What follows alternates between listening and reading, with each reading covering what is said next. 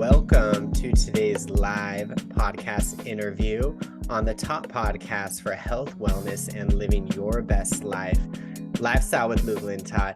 And today we're going to go deep into trauma-informed yoga with the amazing Ellie Grace. Ellie and I met each other in my previous coaching program virtually. Of course, Ellie's based in London. She is a London-based yoga teacher, trainer, and educator with over a decade's experience in teaching and lecturing on yoga. She currently trains yoga teachers in trauma-informed yoga and also trains medical students and teaches at Bristol University, Queen Mary University in London, and also LMU, Loyola Marymount, right here in California is one of her previous sites. Not just that, Ellie is a teacher and speaker on and meditation teacher on Insight Timer app. So you may have actually heard her voice before. She's out there. She is currently joining us from the south of France, where she is working virtually. And it's such an honor, Ellie, to have you on this podcast. My name is Luke. For those of you who do not know me, I coach executives to get fit and love while making money. And Ellie and I will say, have a very similar but different energy. And we really hit it off through our own coaching program. And it's been amazing to see you blossom, Ellie, in all this great work that you're doing, mostly virtually, but also in person. And I was just complimenting you on the great work that you're doing with medical students, right? Like really changing the game over in the UK and beyond. So welcome to the show. And I just wanted to give you the opportunity now, Ellie, to introduce yourself, anything else that is coming to mind. Thank you, Luke. It's so nice to be here. I mean, I think you've just encapsulated it all. I don't need to say anything. That was a great introduction. But yeah, I'm Ellie Grace. I live in London normally in the UK, but I've been in France for a couple of months with my partner.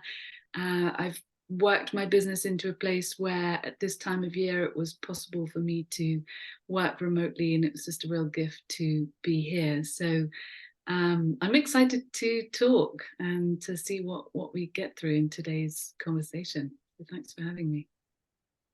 Absolutely. So I know in my own experience, Ellie, yoga has been healing, right? I faced a lot of different micro traumas and big traumas growing up, right? Like getting beat up, getting made fun of, right? And these sometimes are stored in our bodies, right? There's a whole book written on it. There's really deep courses that go into this. And there's a saying that the issues are in your tissues, right? So when we go through a traumatic experience that you can't really deal with in the moment, most of these happen during childhood, right? You literally store them in your body. This can result in digestive issues, back pain, weight gain, weight loss, so many anxiety, the list goes on, right? And it's unexplainable health issues that a lot of people are facing that you can't find a magic pill to fix, right? So I just love to hear more about that whole journey for you in the great work that you do, and maybe even what brought you to this work. Yeah, sure. So a long time ago now, I began this work, what feels like a long time ago. When I was in my mid-20s, my dad was diagnosed with a very aggressive brain tumor. And our family went through this awful 2-year period where he entered treatment and seemed to be entering remission, and then, became more and more ill. And over time, he really changed as a person, because this tumor was pressing very heavily on his frontal lobe. He became aggressive. He lost his memory. And he was a very, very successful lawyer and a very intelligent man. But he really diminished in front of my eyes, and eventually died when I was 27. And that in itself was an unbelievably difficult and painful experience to go through. And I was very young and really didn't have the tools to handle the question of illness and death and mortality. But a few months after he died, my long-term boyfriend left me. And these two enormous losses within a very short space of time sort of collided like asteroids in the night sky, and left me really shot to bits. I'll add that around the time that he died, I opened a restaurant and was working sort of 70 or 80 hours a week in this incredibly stressful environment. Having had no restaurant experience whatsoever, I was on a sort of culinary journey adventure with a friend of mine. And everything conspired to create a sequence of events that I wasn't able to cope with. And for a long time, I struggled really badly. I couldn't sleep. I wasn't eating. I was smoking a lot. I was drinking a lot. Um, my mental health was in real disarray. I felt like my heart was physically breaking. It was so painful in my chest. And I was very erratic and chaotic and full of bitterness and anger and grief. And I really felt like I'd been ripped into pieces and I had no idea how to put myself back together. And every day that I woke up, I just never knew how I was going to cope or who I was going to be, because I was all over the place emotionally. And I couldn't trust myself. I didn't feel safe. I couldn't trust myself and I couldn't trust life at all. And that really became the beginning of a very big spiritual question for me, which was, why do we suffer? And how do we relieve suffering? Twinned with what happens after death, and is there a God, and what is the body, and what is the soul, and all sorts of things. To cut a long story short, I ended up going to see a local meditation teacher that somebody that worked at my restaurant recommended I see. And I went along very skeptically. I had no interest in spirituality. I'd never meditated before. I thought the whole thing was going to be BS, basically. And I actually connected very profoundly and very quickly with the practice of meditation. And I started to experience a quieting and a stillness that I was completely unfamiliar with, because up until that point, everything was very, very chaotic and very, very painful and aggressive, really, inside me. And I'd been having a lot of suicidal thoughts. I was very depressed. And in connecting with this simple meditation practice, I started to realize that I was bigger, I suppose, than the thoughts that were circling in my mind and the pain that I was experiencing, and that I could begin to separate myself from that pain. And so bit by bit, I just kept going back to these nights with this teacher, sitting and finding peace. And I got absolutely fascinated with what is consciousness. What is it that comes in and stirs up consciousness so that it's like a muddy pond? And what is it equally that helps us to experience, the clarity of a clear lake in our mind? And where, what are thoughts, and how can I direct myself and my thinking? From there, I started practicing moving meditation, yoga, and I began to experience a feeling of safety that I couldn't find anywhere else, a feeling of coming home to myself in my body, and feeling held and supported, and by the teacher, but also by myself. And I just was completely hooked. It really, really had a very profound effect on me. And I went away to do a yoga teacher training. I wanted to know more about the philosophy, the history, the spiritual background of this practice. It was just all consuming, really. And I wanted to know the science. And in fact, when I got out of my yoga teacher training, I didn't really know that much about the science of it. So I was thinking, what could I do to get deeper into this subject? If I could do a master's degree in this subject, that would be amazing. And lo and behold, I Googled master's degrees in yoga, and there were something like 3 programs in the whole world. And one of them happened to be in California, where I'd done some traveling and completely fallen in love with the state.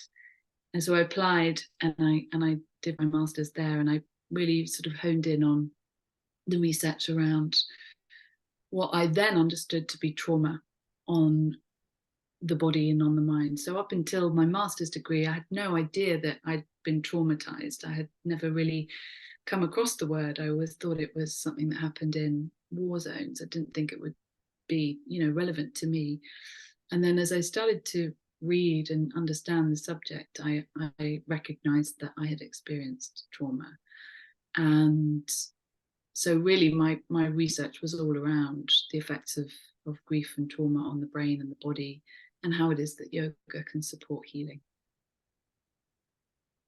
Wow, that's huge. Thank you so much for sharing.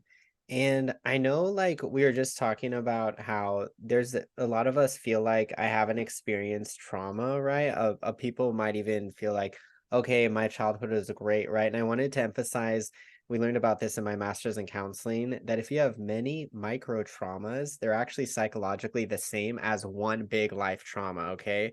So just give yourself that grace if you do feel like you're either freezing or you're pleasing or you're bursting out in anger, right? There's differing traits that indicate that you may have gone through some sort of trauma or some trigger that may be helpful to deal with yoga, with meditation, with something.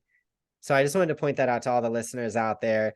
But just for those people out there, Ellie, that are listening to you and they're like, wow, maybe I've experienced some sort of trauma, okay? Maybe there's a reason why I clicked on this and started listening.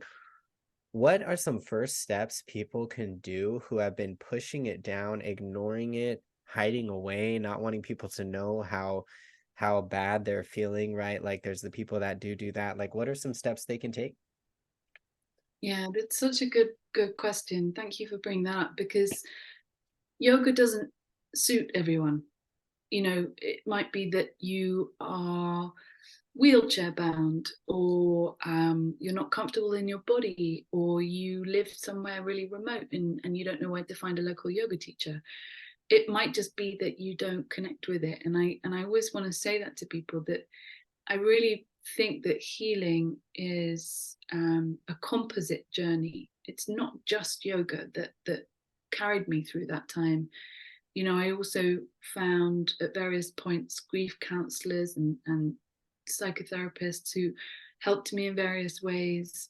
Um, Meditation and yoga for me was very, very powerful, but it's not true for everybody that it is. So I would really, really encourage people listening to this to begin to move in the direction of things that call to them. So if you are already somebody that has quite a lot of physical practices, maybe you're quite sporty or athletic in your life, it may be that adding a very different way of moving, which is yoga, which is mindful and attentive and therapeutic, hopefully if you're working in the right way with the right teacher, it may be that learning how to move in that way is going to radically alter your mindset and your approach, and also what's going on in your nervous system. Equally, if you just don't feel drawn to exploring that, or you can't find the teachers, I would always suggest reaching out to people like counselors such as yourself, psychotherapists, mental health workers. Like, it's so true that when we connect with others around our pain, we lift the lid on something that is actually creating a lot of shame by suppressing it. And I'll say that again, that when we put a lid on our pain and our suffering and we don't open it up and share it with people, it just gets covered up with shame. And shame is a really corrosive, toxic emotion. It really stifles us, and it's so painful to live in shame. So I would just urge anyone who's listening to reach out to a friend, a member of the clergy, a teacher, or whoever, and begin that process of taking the lid off, so that you can bring life to those feelings and oxygenate them and release them. I also personally found writing very, very supportive and healing as well. I love writing, and I wrote hundreds of thousands of words during that period. Poetry, master's thesis, a small book, essays, like writing stories, articles. I found that very helpful. And I do think everybody has tools at their disposal. For some, it's painting. For others, it's, I don't know, thrashing it out on the tennis court. Like, just find what you can that's going to begin that process of releasing and connecting with yourself. So very true, Ellie. And I just want to emphasize, similar to what Ellie's saying, like when you share something, you're actually diffusing its power. If you hold it inside, it can insidiously eat you away, cause those health effects that we were just talking about. But when you get it out of your body, speaking about it with someone, even doing fitness, right? I've had clients tell me that getting more muscle is helping them get rid of that trauma, right? Step into that new, strong, resilient identity. And I wanted to also mention that when you do heal from a trauma from the past, you're actually stronger and more resilient than someone that never experienced that trauma. So it can actually be a positive, right? And that's why you see with a lot of highly successful people, they've overcome some big life issues and they're stronger from it, right? They had to consciously make those changes as opposed to unconsciously being born in to that form of success, right? Which is fine, that happens. But you notice that people that haven't gone through whatever it is, a struggle, a trauma, that sometimes they do have, when they get to the top, that's when they're struggling even more, right? So it's, I think it's so great to look at these things possibly as a place of wisdom, a place of building empathy with others that may have gone through something similar but different. On that note, Ellie, I wanted to just mention, like, reading your story and then hearing you speak about it. I just feel like I'm just sending you such love because you've overcome these challenging things, but I also wanted to just recognize like your strength. Okay, like the things you just mentioned, like you found yoga, you not only became a yoga teacher, you got your master's, flew to the United States, came here, and now you're back and like you just are a go-getter. And I'm just curious for the people out there, just to spread that inspiration, what advice would you give to your former self that wasn't in that place of taking the actions, doing the things? I'm just curious to know.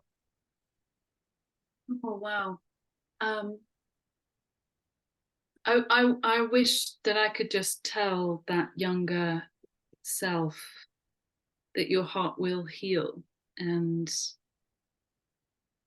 that you've got to allow it to take the time that it takes. Because one of the things that I actually really wanted to do was skip the whole fucking process, excuse my language, but I was so angry that I was even in that place because I was 27. And I don't know if you're familiar with, or your listeners are familiar with, the concept of the return of Saturn, but it's this idea that around that time in your life, Saturn comes back into the orbit that it was in when you were born or something, and it either like opens a portal for wonderful things or it completely destroys your life.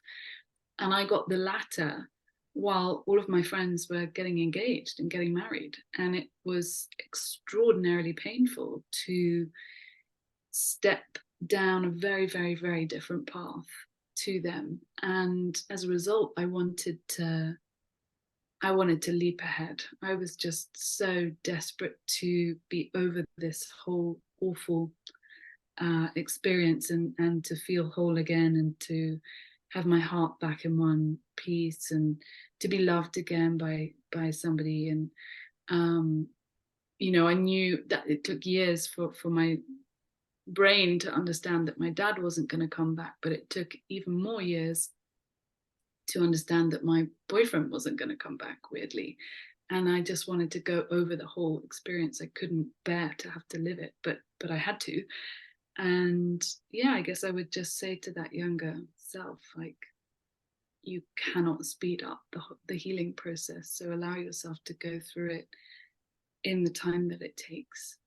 And that's something that us humans, I think, hear or know, and it makes us want to tear the sky down with rage. I mean, that's how I felt. I want to tear the sky down. And so that taught me a lot about having grace, actually, with the process. Beautiful. I just wanted to reiterate, you're exactly where you're meant to be right now. And I 100% agree. We can't force the healing process. The same goes with your body. There are certain injuries that take 2 years to heal, right? If you tear a muscle, right, we can't heal it overnight, at least right now, maybe in 100 years. But it's so things take time. And so I love that it's about having grace, like you were just mentioning earlier and those other things. I just wanted to also touch upon a really great buzzword you just mentioned, shame, which is something that, so many listeners, including myself, have experienced and dealt with. And if we don't deal with shame, which by definition is that there's something wrong with you, not that you're dealing with a problem, right? Then we will actually stop ourselves from living our dreams a lot of the time. For me, when I allowed shame to control my actions, I would never post a dance video. I wouldn't be dyeing my hair blonde, doing my nails, even getting my ears pierced, right? Like there's all little things like that, but also bigger things like going on a trip to Asia, also doing my business, right? Living, daring to be great, right? And Brene Brown's talks a lot more about this. And I know for me that has been a pivotal thing, has been stepping away from the shame. I remember and maybe we I don't know if we've talked more about this, but Ellie and I know like I'm 65% English in my family. And on that side of my family, I know that there was a very serious energy in my English descendant family. And I remember when I would be acting out at the dinner table, my grandfather, he had a little switch, right? And he'd smack me if I was having too much fun. And I learned to be like stoic and quiet. And I have relearned later that was maybe just the culture that my grandfather grew up in, and that's not necessarily who I get to be, right? I get to choose if I want to keep that controlling who I am now, right? And so, like, for people that have experienced some sort of culture of shame, maybe it is in their genetics, in a sense, maybe it is in who they were brought up by, family or otherwise. Like, what advice would you give to them to release that shame so they can live their purpose, live their dream? Oh, wow. Yeah, such a good question. And you're right, it varies from culture to culture and family to family, how families specifically deal with major upheavals. And as I say, the healing journey is a very personal one. One of the things I would really, really recommend is that you sort of start to find your own healing family on that journey.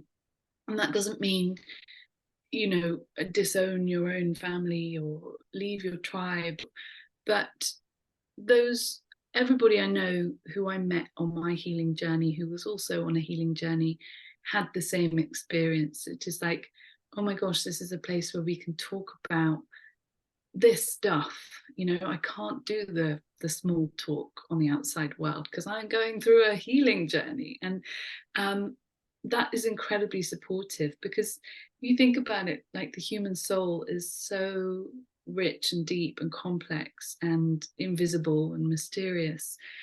When it gets cracked open and everything is pouring out through us, if we're not surrounded by people who can support us through that and guide us and who understand and give us language actually to articulate it when we can't even find the language for it, then we will cover it up with shame. So, I really remember trying to speak to my family about things. They were also obviously all going through their own grief for the loss of my dad. And one of the things about grief, I think, particularly in a family or within any group, that's interesting is that I read this once, that we all have the same wound, but we each will respond to that wound differently. Like, you know, so you can't necessarily, I'm waffling a bit here, but you can't necessarily find a common experience with the people who are going through the same thing. And so what's really beautiful, I think, about going on a healing journey, whether that's qigong, dancing, drumming, working out, boxing circles, choir, yoga, like whatever it is that you do that you find very therapeutic and releasing, like stick with that group who support you and can guide you through. Definitely. I love that. So finding supportive people is not only going to help you, of course, heal, but I want to mention the quality of your life correlates with the quality of your relationships. So I know for me, big changes have happened since I've connected with such beautiful people, including you, Ellie, but also including my chosen family. And I love that way of thinking about it. Your healing family. I've never even thought about it in that sense. So that's beautiful. And really with that in mind, in terms of like your own healing journey, I know what you mentioned all these different things came together to make that big difference. What was the thing that or maybe it's a person too that made the biggest difference for you and got you to that next level? Mm. I think it was the first teacher that I started practicing yoga with. He was a physically quite a big man. And I think he represented, I don't mean this in too much of a Freudian way, but he supplemented the two men male, he was like a supplementary male figure for the two men that I just lost, my dad and my boyfriend. And he showed me in so many ways how it is that when we surrender to what is, we take out the suffering that is layered on with the mind. So for instance, when we sit in meditation or when we find stillness at the end of yoga practice and the mind is quiet and peaceful, that surrendering is this beautiful sort of blossoming and flourishing that ends up pointing us in a very different direction to how we thought life was going to go. I mean, he really, really introduced me to the spiritual nature of yoga, which is really about releasing control and releasing ego and releasing the demand for everything to be how we want it to be. And instead, trusting in the spiritual journey of life. And that was absolutely profound for me, given that I was at the bottom of a very black pit. So he was very, very inspirational, and he was the one who said, I think you're on a spiritual journey and I think you're ready to go and do your yoga teacher training. And he sort of ushered me in that direction. um, and then of course that opened the door to meeting so many more incredible people, seekers and change makers and just open-hearted, deep thinking, deep feeling, creative, curious people. Um, so yeah. Excellent. I'm so glad that you took that leap and connected with him and also invested in yourself and became a yoga teacher. Like it's absolutely paid off tenfold, if not more, right? And on that line of energy, I was just thinking about how, of course, no one does it alone, but also I'd love to hear more about your insight, ironically, with meditation, since you're on the Insight Timer app. Some of my clients, and including myself, have used that app to like get centered. And I know in my own practice, Ellie, I also use the Chopra app. I also do my own hypnoses, which is really interesting, but I listen to myself, hypnotize myself for different topics, right? I have right now we're doing a hypnosis in my program on I am magnetic and it is magic, right? And I know with hypnosis, which is similar to meditation, it's like a really long guided meditation. We go deep into your subconscious, which is the 95% of your mind that is really controlling your day-to-day actions. Since about 98% of our thoughts today are the same thoughts that we had yesterday, and a lot of these actions and movements that you do are the same that you took yesterday, right? They're something that you're programmed between the ages of 2 to 6. And so I know doing this inner work, for me, it started about just getting fit and looking hot. But really, as I've gotten into yoga and fitness, it's been about the spiritual side. It's been about the stretch and the meditation, the hypnosis. So I would love to hear more of your insight for people who are beginning their meditation journey and they're like, where do I start? Like, and how can I get to where you are, Ellie? Oh gosh, I mean, I have to say I'm really rusty in my meditation and yoga practice at the moment, mainly because I have a really bad shoulder and lower back. Um, and it's one of the things I just want to say is like, I'm sure this is not true for you because you seem to be an incredibly disciplined person, but I fall off the wagon like all the time and spend ages like lying in the gutter. Like it's sometimes my meditation is as simple as walking the dog, you know, and looking at the trees and being aware of what's on the ground around me. But certainly where I started, it was all about loving myself and healing the physical and emotional pain that came out of these two losses, and healing the inner critic that was saying, you deserve this, you somehow deserve this, you're not worthy, you're not a good person, that's why this has happened to you, you know, the demons and the inner critic that just took over. So it was clear to me that I needed to do a lot of work on being compassionate towards myself, and you know, pouring that love into my heart from the inside. And that's why quite a lot of my work on the Insight Timer app is to do with self-love, self-compassion, confidence, overcoming obstacles, sitting with pain, all of these things, because those are the things that I had to learn myself in order to be able to teach them. So I would say that to anyone who is listening, who is aware of a fierce inner critic or a lack of self-love or self-compassion, do please feel free to access those resources. They're free on the Insight Timer app. Equally, before I had this major disruption in my life, I also had really bad panic attacks and really bad anxiety. And that's something that I constantly manage now, day to day.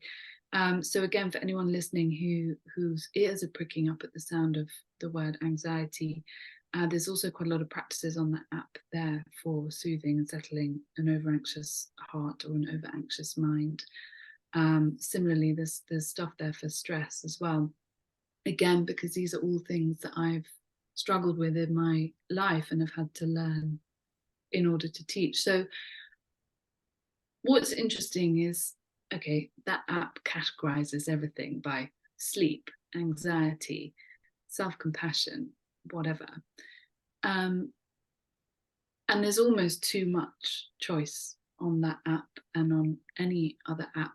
And one of the things that I would say is really, really healing, if it's accessible to whoever is listening, is sitting in groups in real life and going to meditation classes. I love the apps. I love the global reach that they have, that we can do them anywhere and everywhere.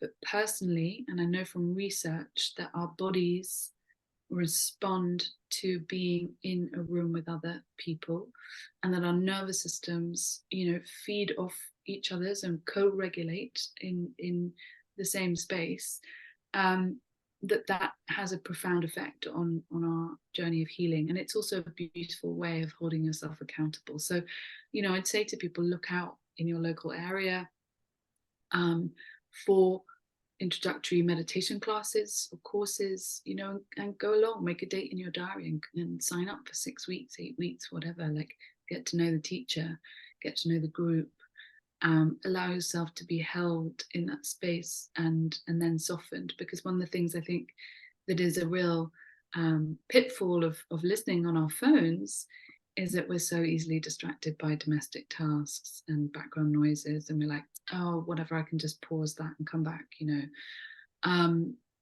Whereas, you know, human beings are meant to gather in tribes. There's a reason that we sat around campfires for thousands of years in a big circle and listen to the elder tell stories, or like give a sermon, or lead a dance, or lead a meditation, or whatever. Like, it matters to our physiology that we go and do that. So if you can invest in yourself. Yes, I so very much agree, Ellie. Like getting all five senses, it is different than right now. You can see us, you can hear us, but you can't smell me, you cannot feel me, right? So it's a different energy. And I definitely agree with that. Getting into nature, I know, can also stabilize your emotions, right? Make you feel so good.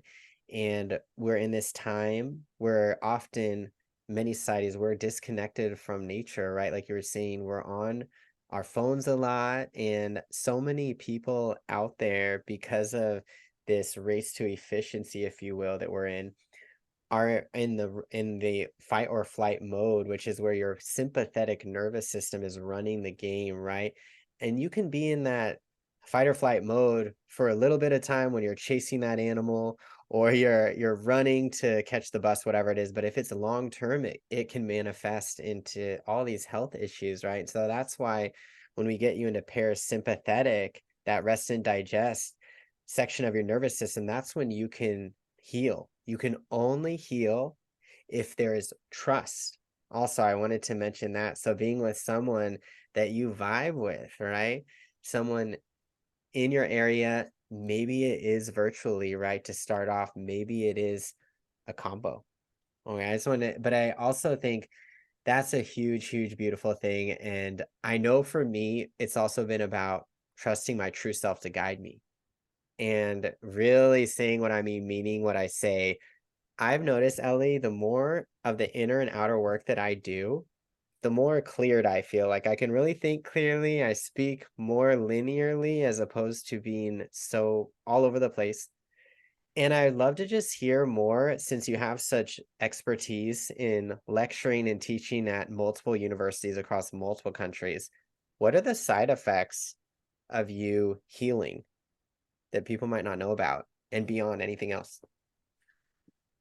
I'll mention the difficult one first, which is not often talked about, but which who have experienced it will absolutely understand, which is that you may find yourself losing relationships.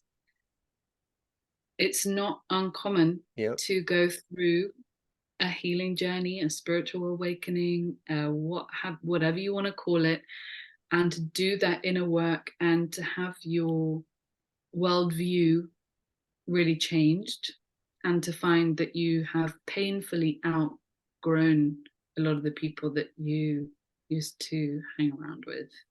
And that happened to me, and it's extraordinarily painful. But it's also well documented. It's like entering, a new room in the house that you live in that you didn't know existed, and suddenly, like, it blows your mind. Um, and that means it's also painful for the people that you lose relationships with. It's not just painful for you. And yet there is something about the human soul's desire to step towards those healing modalities, when the light bulb goes on, that can't be denied. I think people who go on healing journeys and find themselves being pulled in that direction, it's a magnetic pull. I need to do this, otherwise I'm going to break. And there's something on the other side of this which is pulling me in this direction. That's certainly how it felt for me.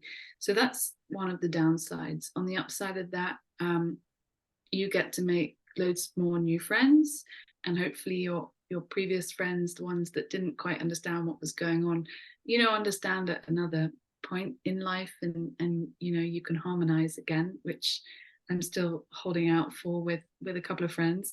But there's also this just beautiful maturation of the soul, isn't there? There's a realization that you have more power and agency than you thought you did, an inner strength and an inner resilience and a wisdom. And I think that journeying deep into your own soul and psyche and unconscious also gives you so much more compassion for other people and their journey and their suffering. I mean, one thing I think I found noticeable was that, on the other side, or during my journey, it made me really soft and open-hearted and compassionate towards other people's lives and life events and what was going on for them. And I think I probably became a bit of a sort of therapizer for people, because you can suddenly hold space for so much more, and are aware of the depth and complexity of human life, and you want to support people in that. So there's a lot of light and shadow, I suppose, in the awakening experience, or in the healing experience. It's certainly not a smooth ride, but I think, like anything that helps us to grow and expand our view of what this life is, that's always going to be worthwhile, surely. Thank you, Ellie. I love that you brought up that this shadow work, if you will, it does bring up some changes that in the short term you might not want to have happen, but in the long term, it's so much better. And I know for me, Ellie, I used to be the type of person that wanted everyone to like me. So I would water down who I was so that everyone would kind of like Luke. But now I've realized, as I've stepped into who I truly am, I have people that love me, and then I'll look other people that, hate me, and that's okay. And I've been okay at that, and like separating and knowing that it's not about how people perceive me, it's how I perceive myself, right? Me loving myself and being true to who I am. And I also just wanted to share too, I've been over 2 years sober. So for me, it was about alcohol. It was also about the problematic thinking and the anxiety, right? And I would cope with substances. I would cope with this negative self-talk, right? Since I've been sober, since I've done so much healing work, it's like everything is in HD. I see everything clearly. And like you were mentioning, I have outgrown certain relationships. I have friends that were no longer friends, but we were friends for that season. I needed them back then. And the same goes with other people in my life. And I know I'm right there with you, Ellie. It's like it's not like I desire that we just never connect again. It's just right now, us connecting would bring me lower, right? And then sometimes it's hard to get back up. I don't have an answer. And so for the people out there, especially the highly sensitive folks, the empathetic people out there that I definitely relate to, the 20% that are like, I really want to connect with this person because they're blood, they're family, they're my best friend, they're my previous chosen family. But when they bring me down here, I can't get back up. What advice would you give to those people that are struggling with that and that's stopping them from the healing journey from happening? That is such a tricky question. I'm not sure that I can say anything other than life is like a great big novel, like a Russian Dostoevsky novel, and there are characters that come in and out, some big, some small, and one crops up and is introduced to the reader in chapter 1, and we don't see them again until chapter 12. And I have found that metaphor very helpful in thinking about the changes in my relationships in this sort of 12-year period, which is to say that there is a bigger narrative which we cannot ultimately control. And then there is also personal truth, which is the only yardstick by which I think we can live.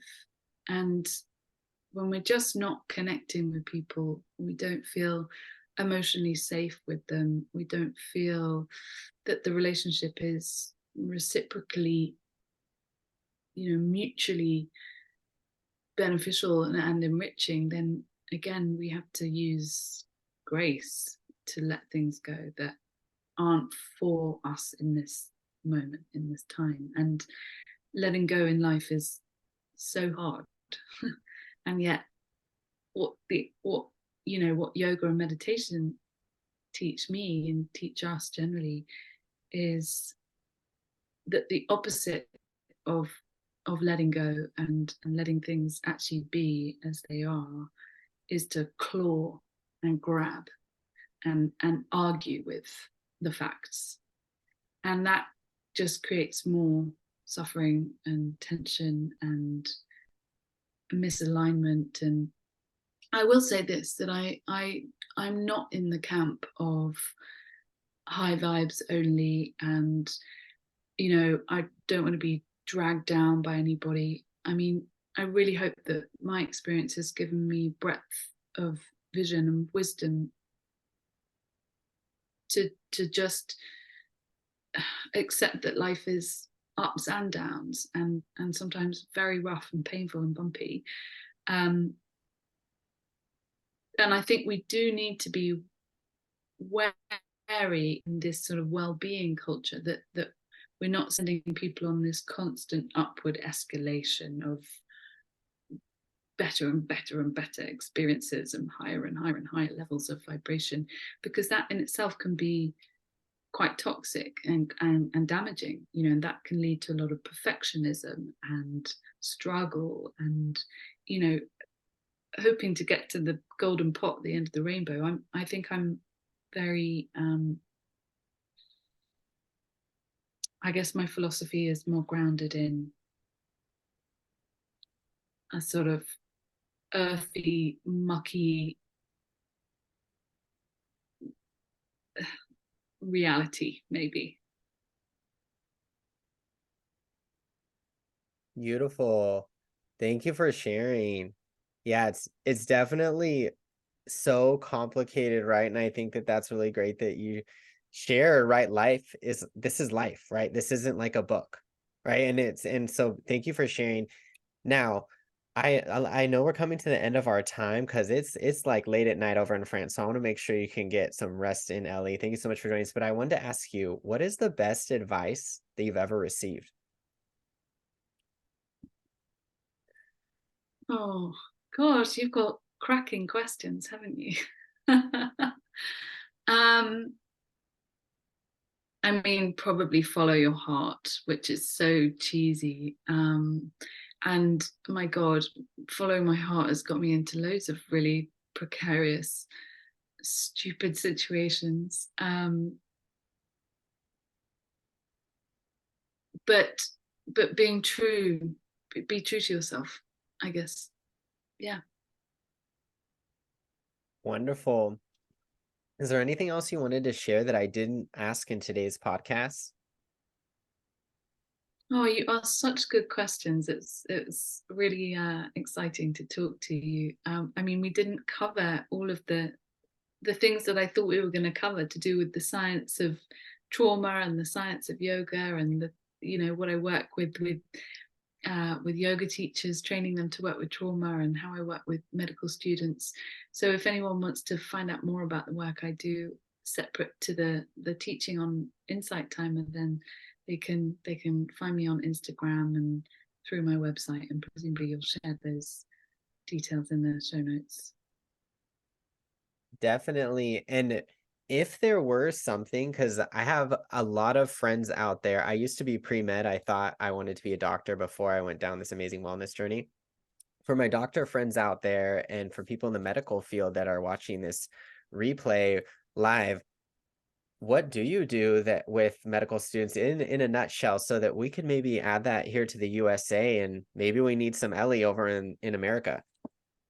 Yeah, sure. Well, I mean, I did a lot of my training in America, and I would love to return and work with more undergraduates there. But basically, I run 3-week, 2 to 3 week programs for first and second year medical undergraduates, bringing a holistic view of health into their minds through yoga, and understanding what yoga does for the nervous system in terms of combating stress and anxiety and burnout and releasing trauma. And it's helping them to understand the mind-body connection as a whole entity, and understand the connection between thoughts, feelings, actions, and behavior, and karma and samsara. But also looking at the evidence basis for how yoga can be used as an adjunct therapy for things like IBS or autism or depression or people undergoing chemotherapy.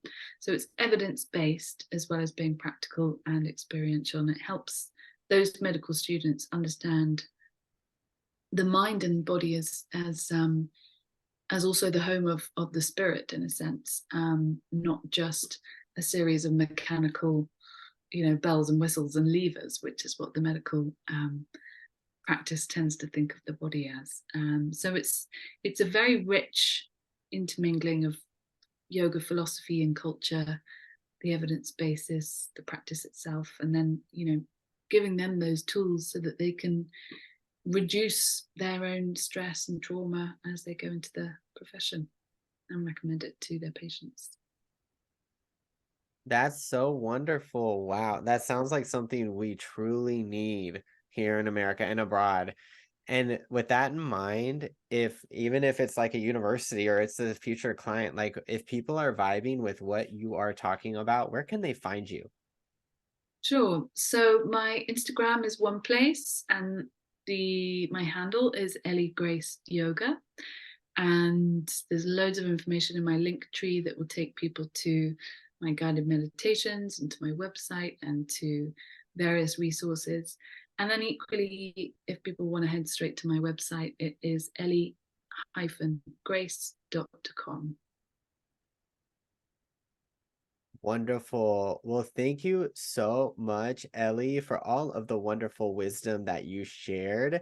And I highly recommend following Ellie and all of her great adventures in wellness and beyond. And I also love seeing all your amazing trips to Africa. You're living now in France, and you're just spreading so much positivity to people around the globe. And I'm sure in person, like you were just talking about earlier.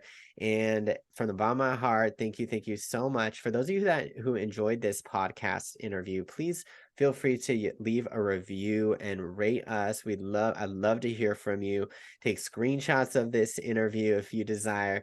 And those of you in Facebook, Instagram, social media, comment below your biggest takeaways, questions. We will be following up. And yeah, I invite you to connect with Ellie and have an amazing day, y'all, as you take care of the most valuable thing that you have.